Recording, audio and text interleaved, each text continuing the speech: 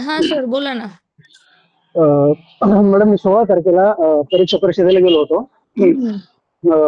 आपला व्हिडिओ बघितला होता आणि टेट 2025 ची रिस्पॉन्स शीट देते हे मला कळालं म्हणून मी पुण्यामध्ये जाऊन त्यांना ₹500 भरून अर्ज केला. हं. तर मॅडम मला आता त्यांनी रिस्पॉन्स शीट म्हणून पाठवलं, तर उत्तर सूची पाठवली. म्हणजे एका समजा प्रश्न क्रमांक 1 आहे त्याचं उत्तर 4, 2चं 3, प्रश्न क्रमांक 3चं 1, सरप्रायझिंग आहे, या पद्धतीनं. सरप्रायझिंग आहे. मॅडम बट याच्यामध्ये मला काय कळणार आहे नाही मला म्हणजे सांगा? मी तर तुम्हाला सांगते, की मी जस्ट आत्ता हां. म्हणजे आता हं. जास्त मोठीपणा नाही, काही नाही सांगत आहे. मी जस्ट हां. व्हिडिओ टाकून ना 1 तास पण हां. नाही झाला सर आता. कारण हां, मी हां. विचारूनच त्यांना सांगितलं होतं, की म्हणजे हां. आता म्हणजे एकतर तुम्ही ते रिस्पॉन्स शीट पैसे घेतलेत सगळं मान्य आहे. हां. कालपासून तो मी व्हिडिओ बनवला होता, पण टाकला नव्हता. मला असं वाटलं होतं, हां. की आज वर्किंग डे येईल. हां. सकाळपर्यंत वाट बघितली आणि आता जस्ट मी YouTubeला ह्याच्या संदर्भातलाच व्हिडिओ टाकलाय. म्हणून तुम्हाला म्हटलं, की मी हा कॉलच रेकॉर्ड करते.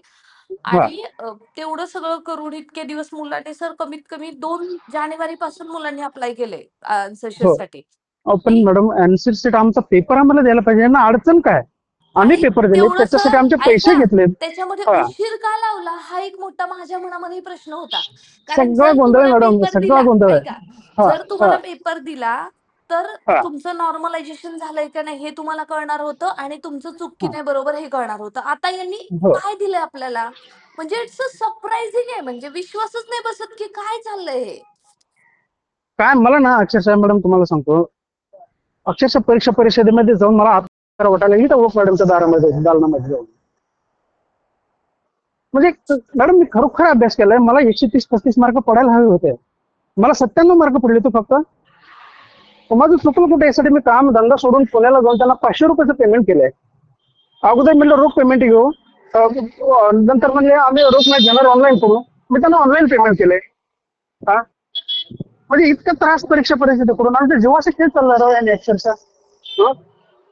म्हणजे अ, किमान आमच्या चुका काय झाल्या हे तरी आम्हाला समजावं. आता झालं म्हणजे परीक्षा झाली, रिझल्ट लावला. आता ते पसंती क्रमांक सुद्धा मागवतील ते. पण याचं तुम्हाला फक्त एवढं माहित पाहिजे होतं की मी दिलेल्या प्रश्नाचं उत्तर काय, चूक आहे का बरोबर आहे. हा, परीक्षा होऊन मॅडम जरी समजा 5-6 महिन्याचा 8 महिन्याचा कालावधी जरी गेला असला तरी कोणत्या प्रश्नाचं उत्तर काढलेली एवढी तर बुद्धी आहे ना आम्हाला. हा, म्हणजे एक कसं प्रश्न त्याचं बरोबर उत्तर आणि चुकीचं उत्तर आम्ही केलेलं आम्हाला या पद्धतीने द्यायला पाहिजे होतं का नाही? मला तुमची पीडीएफ बघून हसावं की रडावं हा माझ्यापुढे म्हणजे काही कळतच नाही की नक्की असं का दिलं त्यांनी? म्हणजे हे तुम्ही कुठला रिस्पॉन्स दिलाय म्हणजे रिस्पॉन्स शीट त्यांनी दिली. म्हणजे म्हणायचंय त्यांना एकच की आम्ही रिस्पॉन्स शीट देणार होतो, आम्ही दिली. हो. Vedant question is what? त्याच्या पुढचं काय? त्याच्याशी काहीच त्यांना देणं-घेणं नाही. इव्हन क्वेशन सुद्धा दिलेला नाहीये. How the candidate will come to know that की हा प्रश्न माझ्या एकच ऐकायचं होतं. पार्सल नाही. हॅलो. हा, बोला ना मॅडम. म्हणजे सर हा खूप मोठं सरप्रायझिंग आहे, की अशा पद्धतीची जर रिस्पॉन्स शीट याला रिस्पॉन्स शीट म्हणतात का? तर तेच आय-बी-पी-एस समजत नाही म्हणून तुमचा नंबर होता म्हणून मॅडम तुम्हाला कॉल करावा वाटला. यू आर मॅडम मी आता जस्ट काय करू मला स्पीचलेस. प्लीज सांगा ना. मी जाऊ पुण्याला? सर काय करणार आहात तुम्ही पुण्याला जाऊन आता? मी परीक्षा परिषदेला जातो ना, त्यांना सांगतो का तिथं स्थानिक मला पोलीस स्टेशन कोणते सांगा. तर पोलीस स्टेशनला एक अर्ज देतो का परीक्षा परिषदेच्या विरोधात मला असं असं करायचंय किंवा मला न्याय देण्यात यावा. आपण लिगली करू ना, आपण ज्या पद्धतीने आहे त्या पद्धतीने करता येईल. कारण त्यांनी केली प्रोव्हाईड, परंतु ती प्रोव्हाईड करत असताना त्यांनी प्रश्न का नाही दिला? प्रश्न दिला तर कळणार ना, ए उत्तर बरोबर, चूक काहीच नाही हा, दिलं त्यांनी. काही समजत नाही याच्यामध्ये. म्हणजे माझं चुकलंय काय आणि माझं बरोबर आले का हेच समजत नाही. हे उत्तम सूची झाली ना मॅडम. हा? म्हणजे त्यांनी फक्त आपलं द्यायचं म्हणून दिलं. ते सुद्धा आय-बी-पी-एसच्या पॅटर्नमध्ये दिलेलं नाहीये. आय-बी-पी-एसची रिस्पॉन्स शीट येते ती वेगळी असते. आता फक्त काय काय करतात मला कळतच नाही सर. काय बोलू मी तरी? आता मी ना सर जेव्हा मी रिस्पॉन्स शीट मिळते याचा व्हिडिओ बनवला होता, तेव्हाच मी ओक मॅडमला भेटली होती आणि ते सुद्धा मी तुम्हाला तिथे सांगितलं, की त्यांनी सांगितलं, की आम्हाला हा. रिस्पॉन्स शीट देताना मुलांना काहीच प्रॉब्लेम नाही. आम्ही त्यांना हा. क्वेश्चनचे एक्झॅक्ट आन्सर देणारच नाहीये. आम्ही फक्त त्यांना त्यांनी कुठला रिस्पॉन्स दिलाय तेवढं देणार आहे. पण मला वाटलं, की प्रश्न आणि रिस्पॉन्स येईल ना.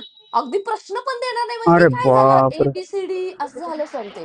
आणि त्याच्यामुळे हा. मी बऱ्यापैकी सगळ्यांना सांगितलं होतं, की शक्यतो देऊन काही फायदा होणार नाही. तरी पण 500 मुलांनी पहिल्या फेजमध्ये अप्लाय केलं होतं. हा. त्यांनी माझ्यापर्यंत काल पण त्या लोकांनी मला कॉन्टॅक्ट केला, की मॅडम आमची रिस्पॉन्स शीट नाहीये.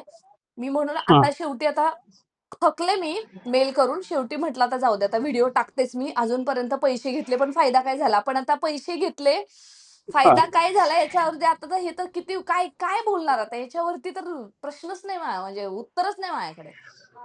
मॅडम किती मुलं आहेत असे? 500 मुलं आहेत रिस्पॉन्सिबिलिटी मागणारे. हो. मुलं पण फार कमी आहेत ना सर. सगळ्यांना सगळे येतील पुण्यामध्ये, अशी एक तारीख ठरवा मॅडम. पुण्यामध्ये आहोत आपण, घेऊयात. कारण सगळेजण जे गेले ना तर त्यांना असं काय असतं काय कधीतरी फरक पडतो. सगळेजण एका तारखेला पोहोचले ना त्या ठिकाणी, तर काहीतरी होईल किंवा विचारत घेतील ते. हं?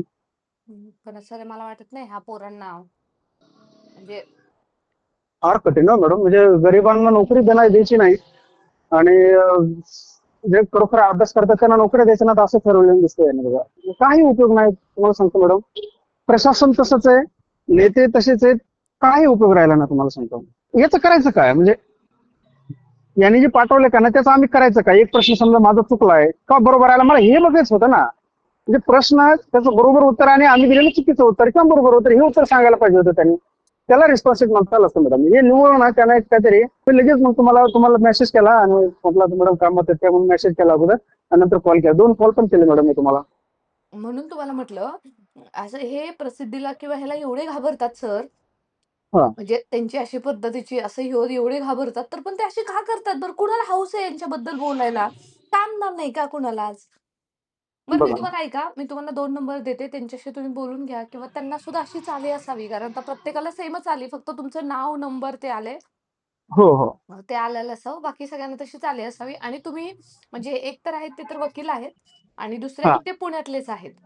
त्यांनी बर. स्वतःचा वेळ काढून ते तिथं जाऊन ते किती वेळा रिस्पॉन्स शीट का मिळणार नाही म्हणून पण ते गेले होते. हा एकाने 4ला अप्लाय केलं, एकाने नंतर काहीतरी माझं व्हिडिओच्या नंतर अप्लाय केलं, एकाने त्याच्या जबरदस्त असे 2-3 आहेत. त्या हा लोकांशी तुम्ही बोलून घ्या. काय करायचं ते ठरवा. परंतु खरंच आता इथून पुढे तर मुलांनी ते ₹500 घालवणं म्हणजे डब्यात घालवण्यासारखं आहे. हो हो. काही उपयोग नाही मॅडम त्याचा.